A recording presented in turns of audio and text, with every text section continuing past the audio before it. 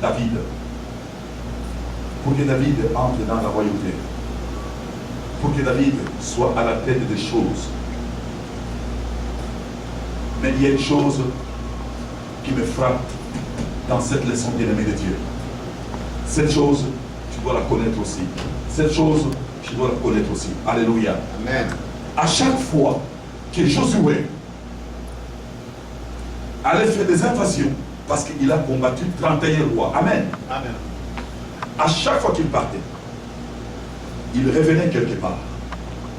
Il revenait dans son quartier général, dans son quiché. Alléluia. Quand il revenait dans son quiché, c'était pour préparer de nouvelles stratégies. Alléluia. Son quartier général s'appelait Gilgal. Le mot Gilgal, quand nous voyons Gil, Gil en hébreu veut dire Gol. Alléluia. Quand nous voyons Gal, en grec, veut dire Gotha. Quand nous prenons les deux mots, Gol, Gotha, c'était le quartier général de Josué. Donc, à chaque fois qu'il partait faire les invasions, il retournait à Golgotha. À chaque fois que toi, tu vas faire les invasions, à chaque fois toi, tu vas faire les combats, à chaque fois toi, tu vas dans les camps de l'ennemi, tu rentres où? Alléluia. Tu dois rentrer aussi dans ton quartier général. Est-ce que tu as un quartier général?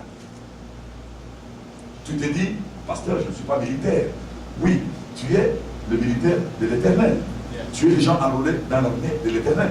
Mon frère, ma soeur, laisse-moi te dire aujourd'hui, tu dois créer, bâtir un Golgotha, un Gilgal dans ta maison, c'est-à-dire un sanctuaire dans ta maison. Tu dois avoir un lieu sûr où tu parles avec l'Éternel. Un endroit sûr dans ta maison où tu invoques l'Éternel, où tu reçois des révélations. Alléluia. Amen. Au Brésil, il y avait une femme de Dieu, une servante de Dieu. Mais il avait 2 enfants. Ces 2 enfants étaient trempés dans la drogue. Ils étaient des grands vendeurs de drogue. Alléluia. Amen. Sa mère priait tous les jours, des jeunes. Sa mère avait intéressé son église à prier pour la conversion de ses enfants. Pas de conversion. Sa mère est morte. Alléluia. Les 2 enfants ont pris leur mère avec les gens de l'église, avec la communauté. Ils sont allés enterrer cette servante de Dieu. Au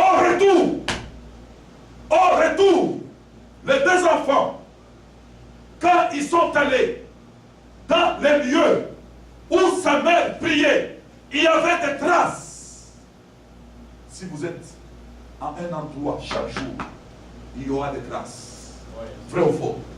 Il y avait des traces quelque part dans la maison où cette femme se mettait à genoux, où cette femme priait, où cette femme adorait Dieu. Un de ses enfants, quand il s'était mis à cet endroit, disant ceci, à pareille heure, notre mère devrait être ici où je suis. Il a commencé à parler en langue, l'ancien vendeur de drogue. Il a été baptisé par le Saint-Esprit.